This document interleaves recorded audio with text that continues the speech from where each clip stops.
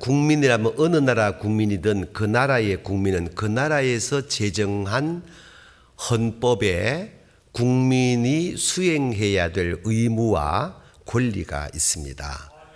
대한민국 같으면은 4대 의무와 5대 권리, 초등학교만 나오면 다 아는 거니까 껑충 넘어가고, 그러면 그리스도인으로서 한 나라의 국민이라면은 어떻게 살아야 될 것이냐.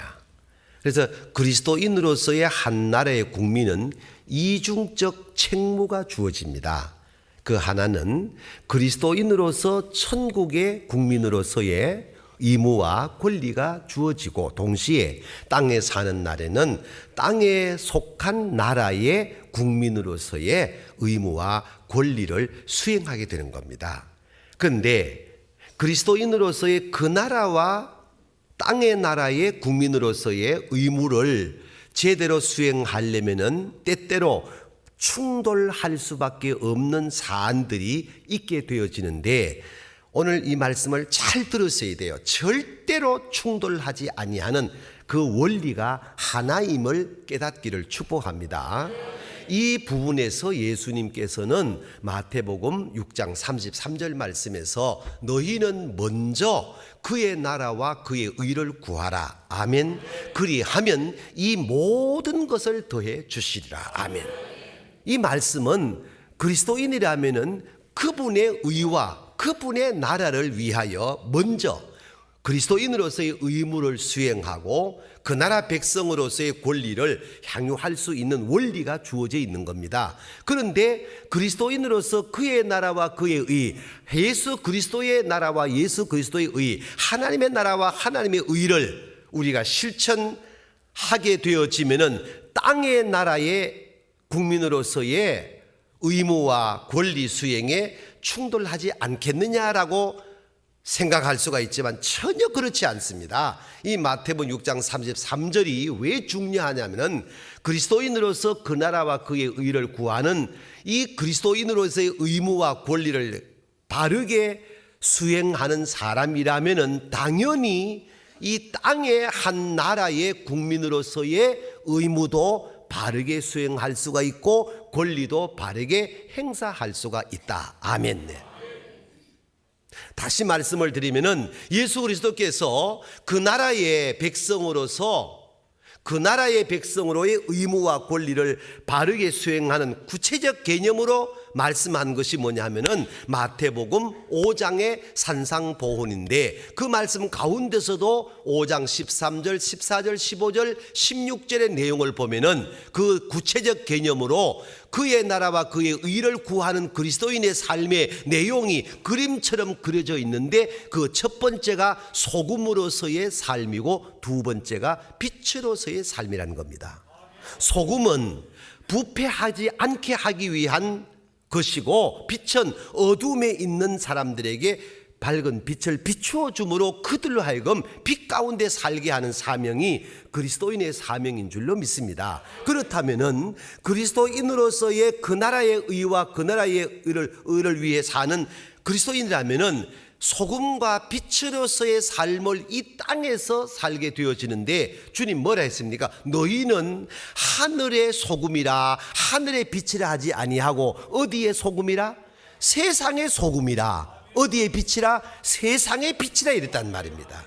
그러니까 그리스도인은 이 소금과 빛의 사명을 제대로 감당하게 되어진다면은 그가 속한 그 나라의 국민으로서의 의무도 권리도 바르게 행사할 수 있게 되는 줄로 믿습니다.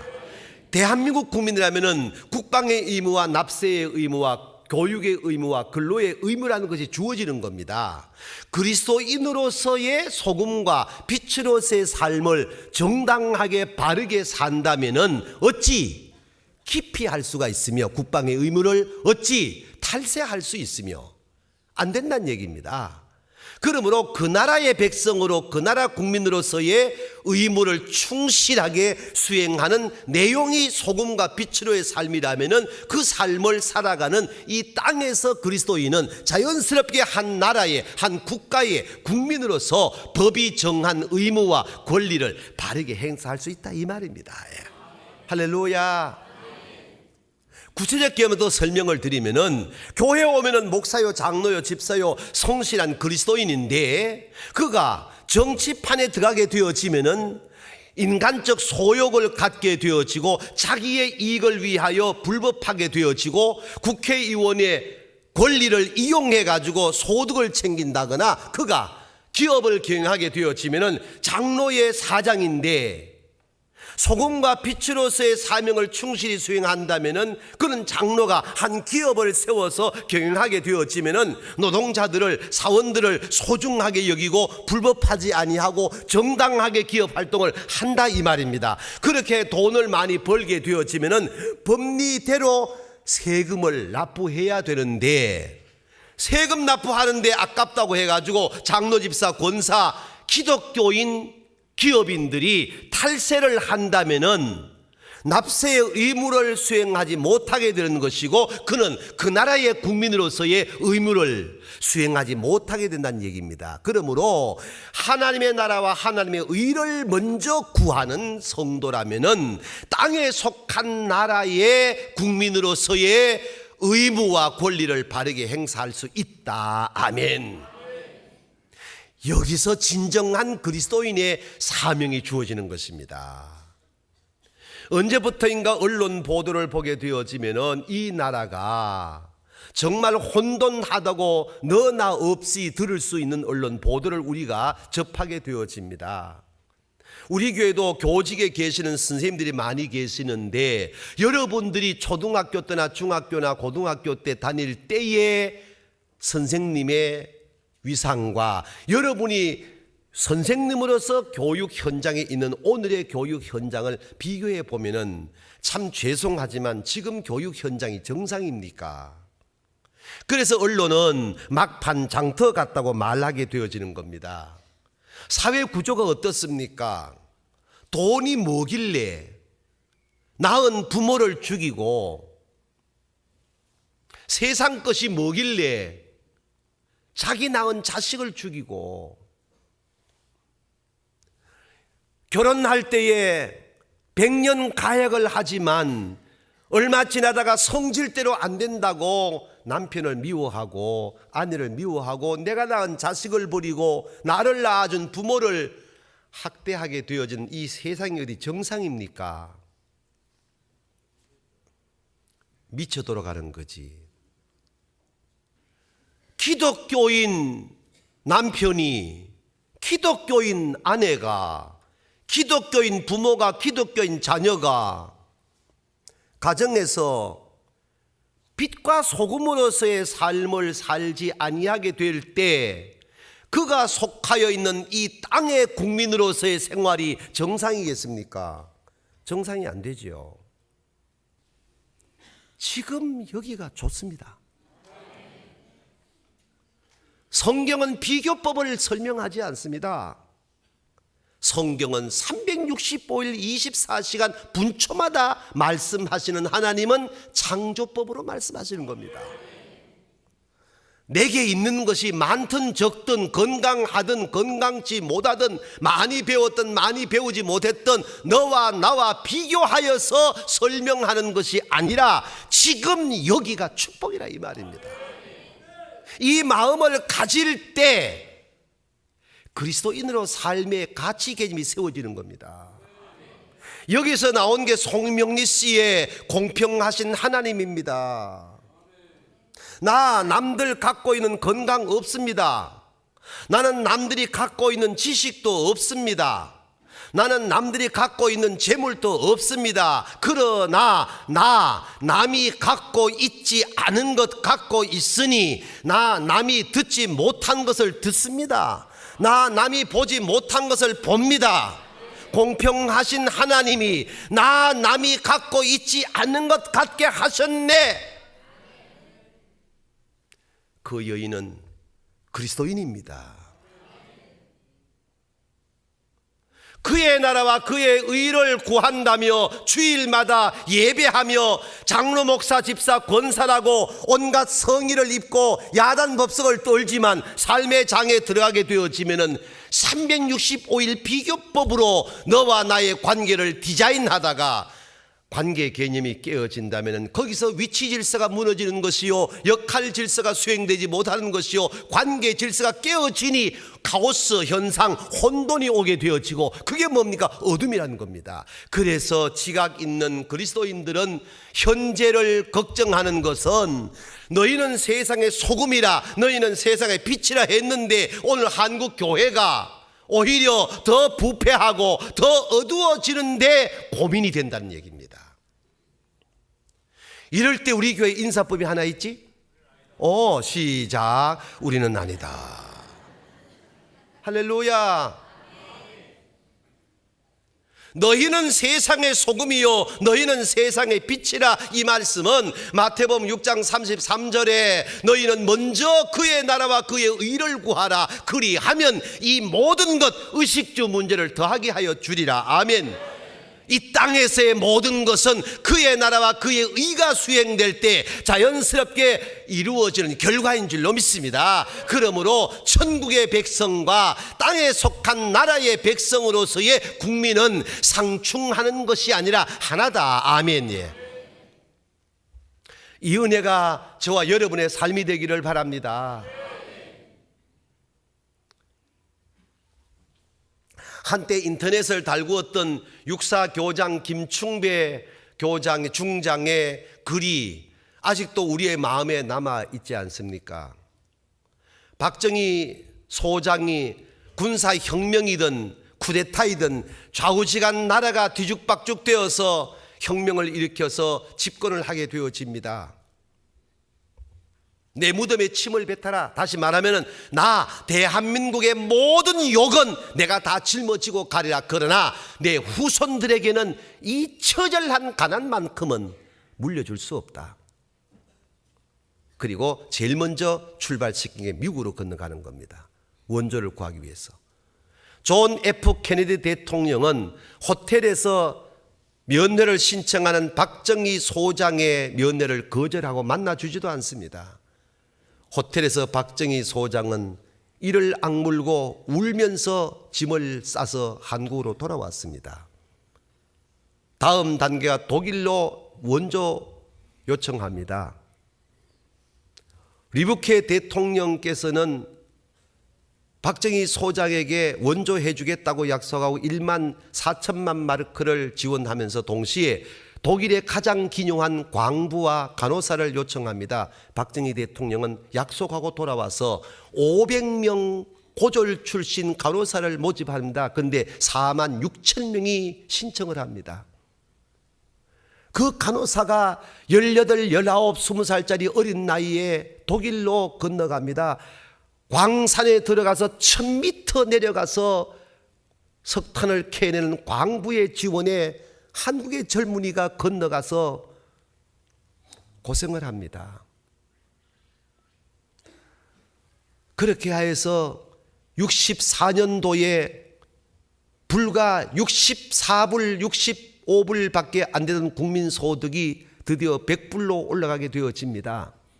65년도 한 해가 지난 1965년도 우리나라는 드디어 수출 1억 불 수출이 이루어지는 겁니다. 온 세계가 경악을 합니다. 저 거지들이 수출을 해? 그때부터 한강의 기적이라는 말이 들려지기 시작했습니다. 어르신들 기억나실 겁니다. 쥐잡기 운동. 쥐잡기 운동은 소위 코리안 밍크 제품의 원료였습니다. 나일론 플라스틱을 만들어서 꽃을 만들어 팔았습니다. 돈 되는 거란 안 한 게 없는 게 그때 그 시대에 우리 선대들의 어른들의 삶이었습니다. 리브케 대통령이 박정희 대통령을 초청을 하는데 타고 갈 비행기가 전 세계가 없습니다. 노스웨스트 비행사와 함께 계약을 하게 되어지는데 미국에서 방해를 하여 계약이 파기됩니다.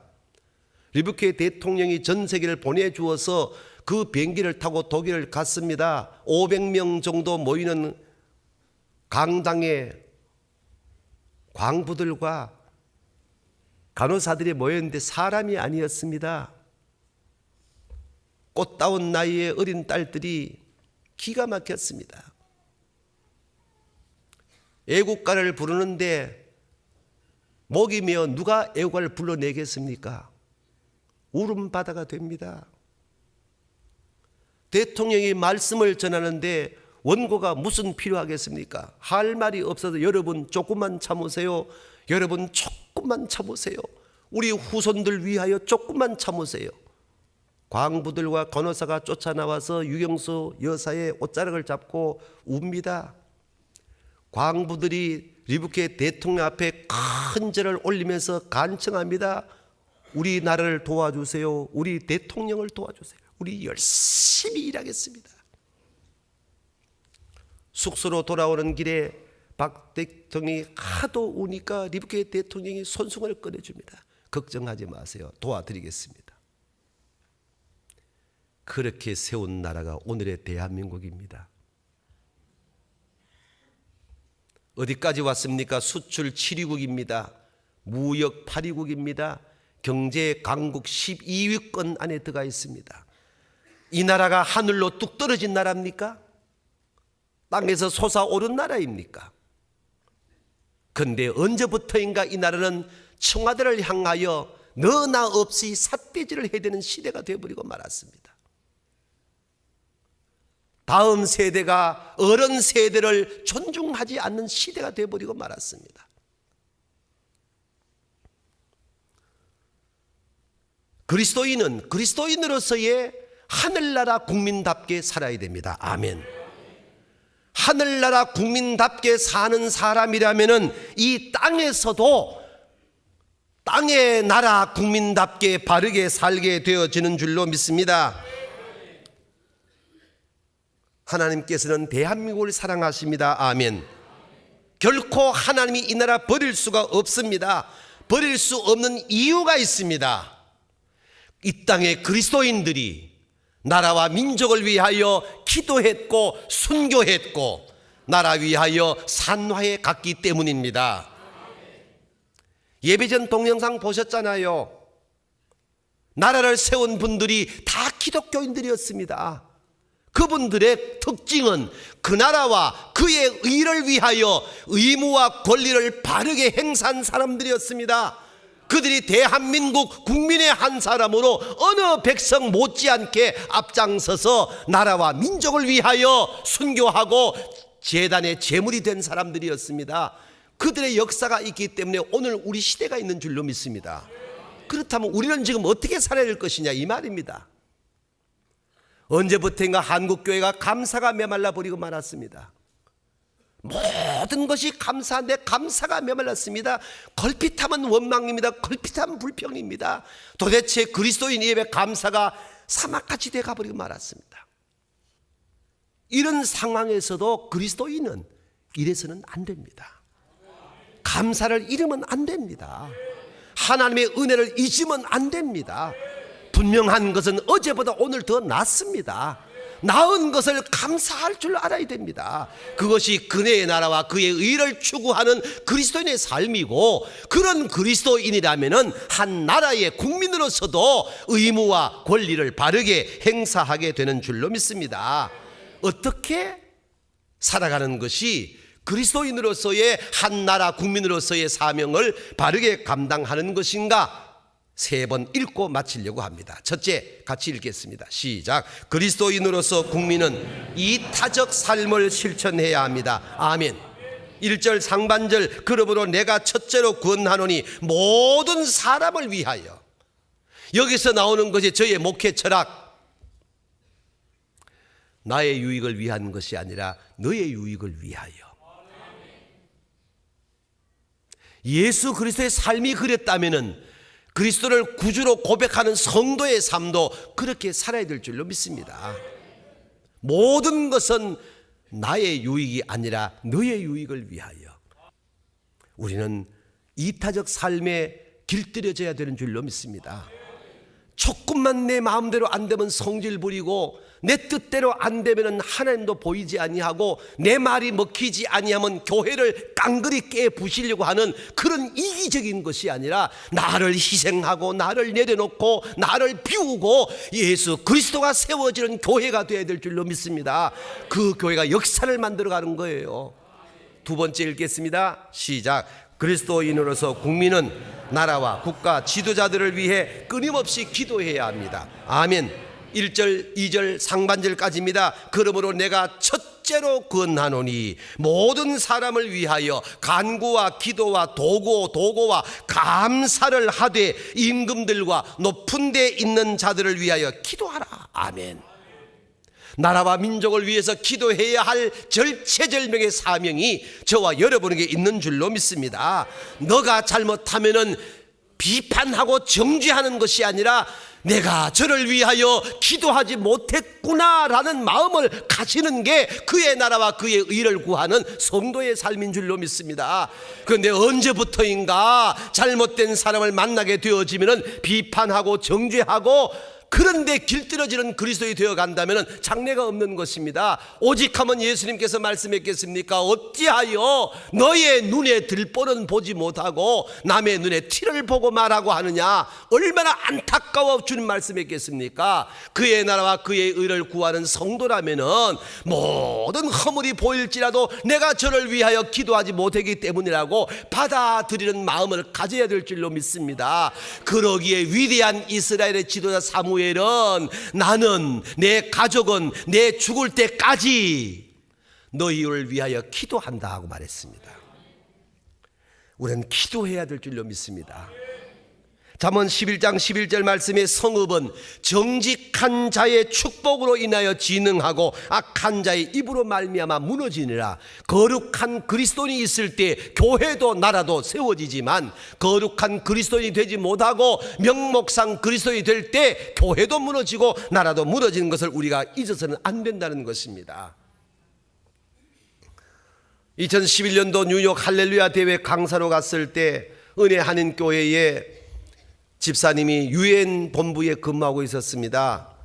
안내를 받아서 유엔 본부를 방문하게 되어지고 의장이 서서 사회하는 거기에 서서 기념 촬영도 하고 유엔 안전보장 이사회 사무실에 가서 최어민이 앉는 의자에 앉아 또 사진도 찍고 그렇게 좋은 시간을 보냈던 때가 있었습니다. 그런데 안전보장 이사회의 일화 가운데 이런 있는 이야기를 들었습니다. 1997년도에 안전보장 이사회에 투표함이 있는데 철제함이었답니다. 이것이 낡아서 새롭게 만들어야 되는데 새롭게 제작을 해가지고 안전보장 이사회에 배달돼 왔는데 함을 열어보니까 그 안은 요만한 메모지 한 장이 있었답니다. 그 메모지에 이런 기도문이 적혔답니다. 이 유엔 안전보장 이사회에서 결정되는 모든 의결은 하나님의 뜻으로 결정되어서 세계 평화에 기여되기를 간절히 기도합니다. 그 메모지가 딱이 돼서 깜짝 놀랐다는 것입니다. 너무 이상하다 싶어서 어떻게 이런 일이 벌어졌을까 해서 뒤를 보니까 서명이 쪼매게 되어 있는데 그 뒤 이름이 서명되는데 폴 안토니오라고 서명이 되어 있었습니다. 이게 누가 이러는 거 찾아봤더니만 그 철제 투표함을 제작했던 장인이 폴 안토니오였습니다. 그 함을 만들어서 자기가 기도문을 적어서 안에 넣고 봉했다는 것입니다. 이게 미국을 움직이는 원동력입니다. 미국의 그리스도인들은 앞에 나서지도 아니하고 그의 나라와 그의 의를 구하는 절체절명의 그리스도인으로서의 의무를 유별나게 하는 것이 아니라 자기 자신의 삶의 생업의 현장에서 진행하고 있다 이 말입니다. 이것이 미국을 움직이고 있는 힘이라는 것이었습니다. 나라와 민족을 위하여 기도하는 것은 야단스럽게 기도를 하는 것이 아니라 우리들의 삶의 현장에서 그리스도인으로서의 삶을 수행할 때 하나님이 그 기도를 받으시는 줄로 믿습니다. 할렐루야. 세 번째 읽겠습니다. 시작. 그리스도인으로서 국민은 이 나라가 복음화 되도록 힘써야 합니다. 아멘. 3절과 4절 말씀, 이것이 우리 구주 하나님 앞에 선하고 받으실 만한 것이니 하나님은 모든 사람이 구원을 받으며 할렐루야 진리를 아는데 이르기를 원하노라. 아멘. 모든 국민이 하나님을 믿어 구원받는 게 하나님의 마음인 줄로 깨닫기를 바랍니다. 이 하나님의 마음을 헤아린다면은 그 나라와 그의 의를 구하는 그리스도인의 사명은 복음 전파에 생명을 걸어야 될 줄로 믿습니다.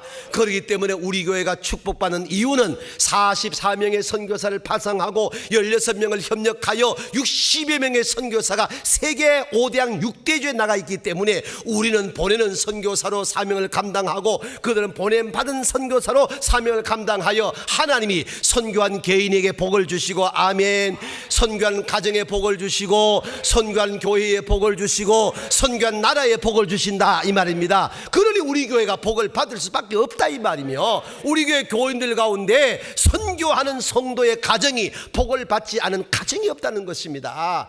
선교는 절대로 멈추어서는 안 될 하나님의 사명인 줄로 믿습니다. 이것을 깨닫고 온 국민이 하나님을 믿어 구원받게 하는 일에 우리 모두가 힘을 다할 때 진정한 그 나라의 백성의 의무와 수행을 잘 감당하게 되는 줄로 믿습니다.